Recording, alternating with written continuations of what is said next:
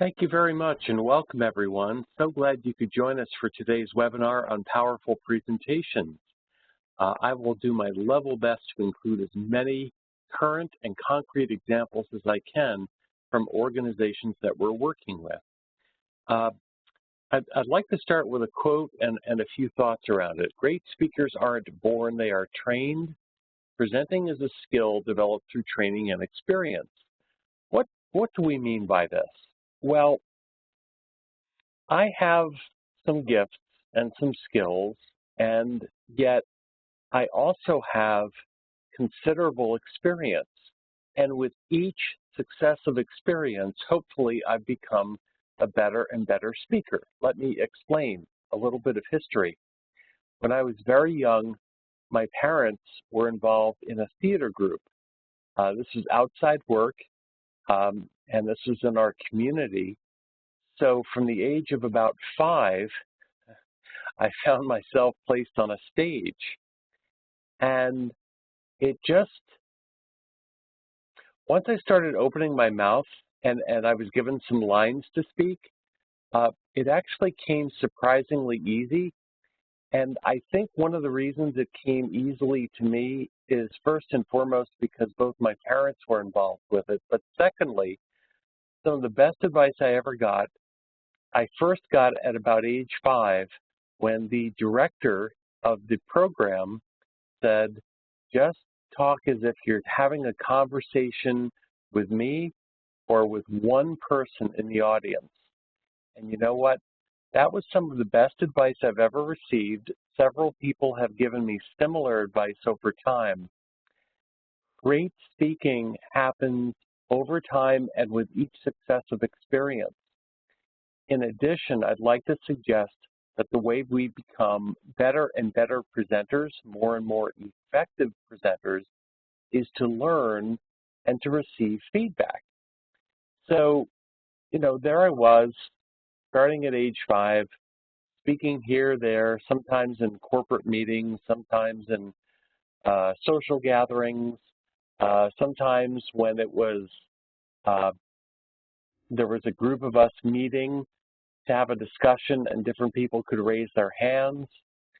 And then I also performed in a number of plays through grammar school and through high school. That gave me more experience.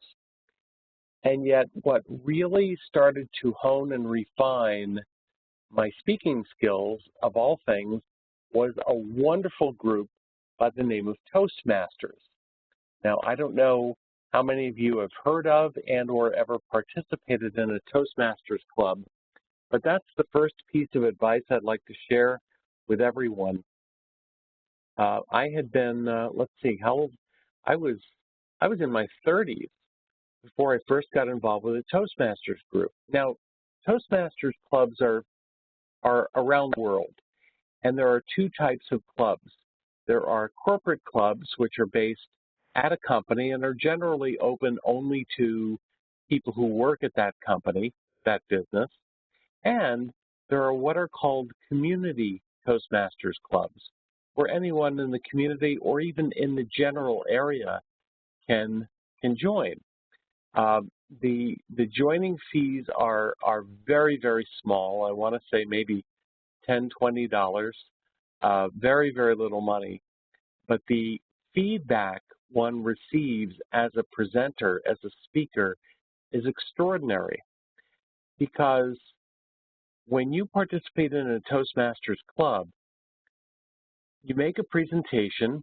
They will often assign you a topic, and many of the presentations are no more than 7 minutes.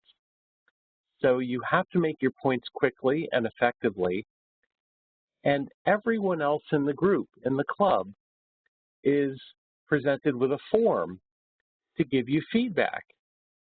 And there are only 2 questions on the feedback form. The first is, please identify 2 things that the speaker did well. And number 2, please identify something the speaker might do differently next time. And frankly, those 2 principles are also very helpful when it comes to offering our employees constructive feedback. So back to presentation. that feedback alone is extraordinarily helpful. And it also leads me, though, into the beginning understanding of what makes for an effective presentation. And so here is our agenda today. There's going to be more than just an introduction. There was an introduction of yours truly a few moments ago, but I'm actually going to take us through the introducing components of an effective presentation. Then we'll talk about planning our presentation, the presentation sequence, what it takes and means to create effective visual aids, and then I'll talk about and I'll share as many current and concrete examples as I can of various effective presentation techniques. So to this whole point of introduction, why give a presentation? There are really three main purposes for giving a presentation: to inform, to persuade, and to educate. So around informing, where I've seen informative presentations appear most frequently are within a corporate setting. And so I'll focus on that because that also speaks to my experience. There are times when we are part of a meeting and we are asked to give either the main presentation or to present some ideas, maybe a project plan involving our department or parts of the organization where we work. And so it's important to keep in mind, if our purpose is to inform, the first guideline I will share with everyone, again, learned from experience and learned from many times not doing it this way, is three components to every presentation. Tell them what you're going to tell them. In other words, you introduce the presentation and you say, okay, I'm here to speak today about corporate ethics. And so you're telling them what you're going to tell them. It is extraordinarily helpful if you can 3 times within a presentation present 3 bullet points max, which is to say, hey, if I'm here to speak to you about corporate ethics. And 3 principles that I'll discuss with you today as we talk about and think about corporate ethics are: what are ethics? How do ethics apply to the work that we do? And what checkpoints can we use to make sure we are behaving ethically?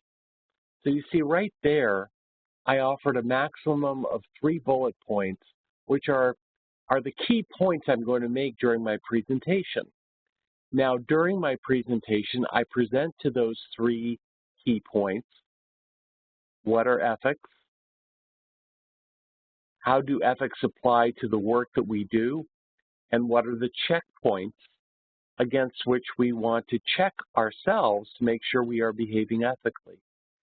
And then I conclude my presentation as well with a summary of those 3 key points.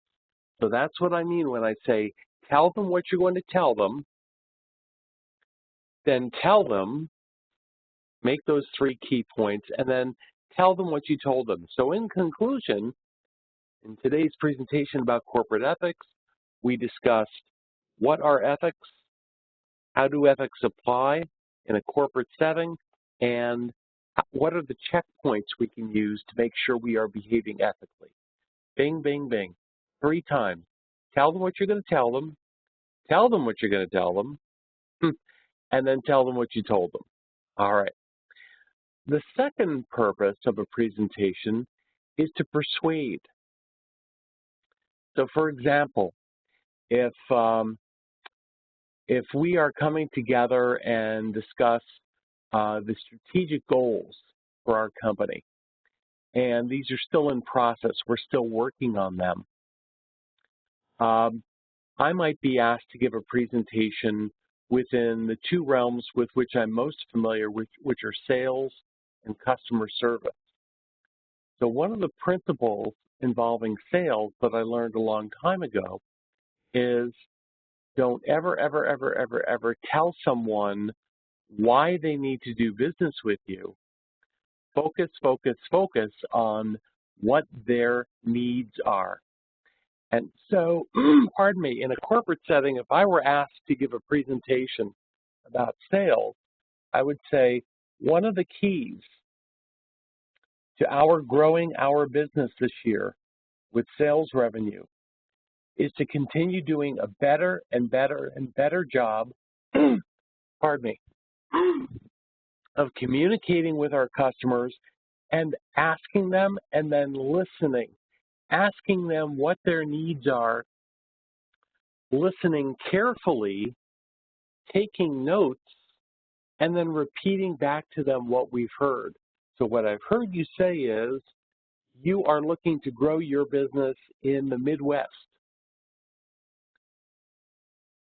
And so part of my job, if I'm in sales, is to put together a list of our products and services that will help you grow your business in the Midwest.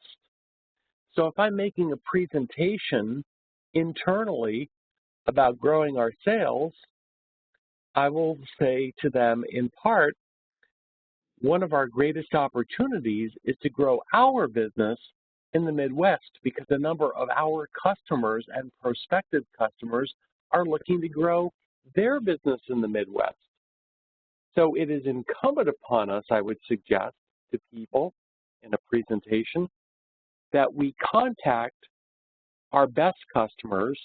Let's get in touch within the next couple of weeks with our 20% top customers who are bringing in approximately 80% of our revenues, and ask them what their plans are for growing their business in 2017 and 2018. Because it's incumbent upon us that we understand our customers as best as possible. That's how we're going to grow our business. So that's my kind of my mini persuasion presentation. You know, you make a point and you give evidence to support your point. That's going to help you make an effective, persuasive presentation.